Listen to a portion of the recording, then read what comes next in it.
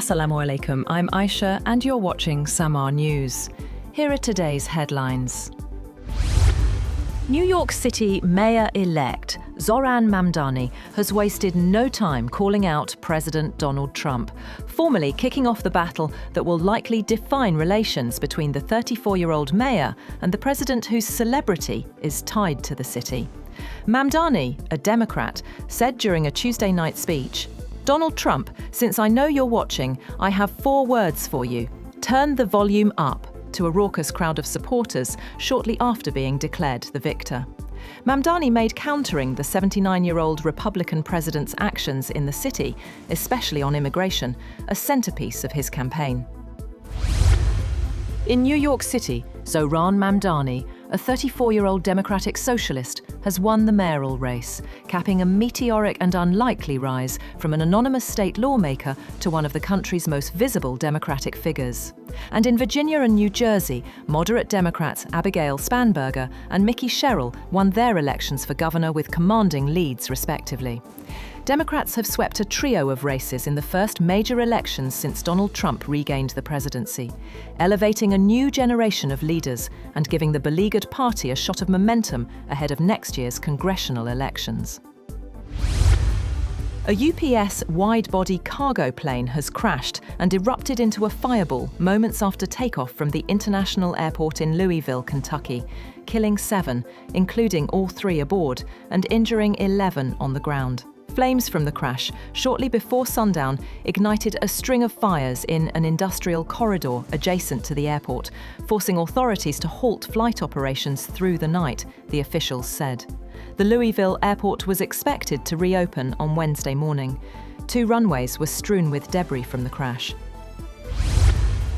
2 French citizens have been freed because of Islamic clemency and are still in Iran. French President Emmanuel Macron said on Tuesday that Iran released Cécile Kohler and her partner Jacques Paris, who were detained in Iran for over 3 years and were convicted of spying. Iranian Foreign Minister Abbas Araghchi said the 2 are currently at the French embassy in Iran, adding an Iranian woman freed by Paris earlier this year is at the Iranian embassy in France. The United States has drafted a United Nations resolution that approves a 2-year mandate for a Gaza transitional governance body and an international stabilization force in the Palestinian enclave.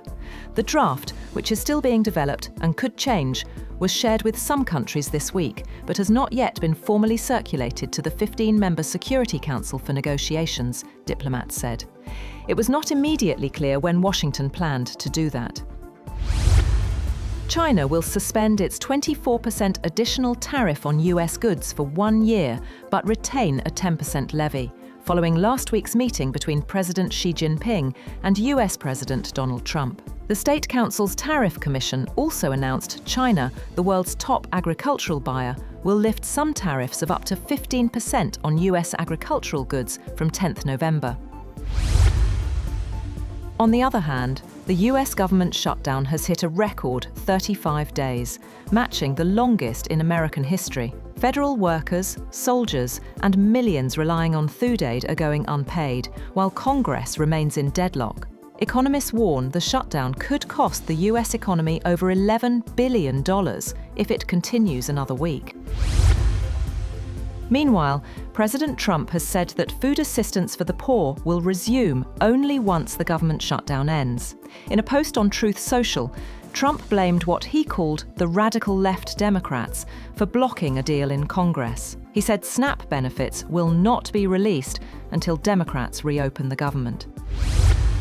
China's President Xi Jinping seeks to expand mutual investment with Russia and affirms Beijing's commitment to advance ties despite turbulent external conditions. Xi met the Russian Prime Minister in Beijing at the Great Hall of the People, a day after Chinese Premier Li Qiang held a meeting with Mishustin in Hangzhou, where Li said China wanted to strengthen cooperation with Russia and defend shared security interests. The Kremlin has highlighted the significance of Mishustin's visit at a time when Russia is under major Western sanctions over its war in Ukraine and looking to stem a recent slowdown in trade with China.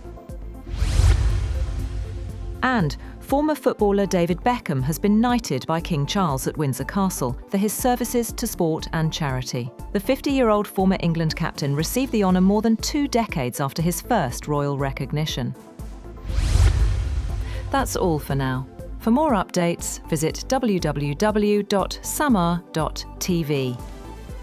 Thank you for watching Samar News.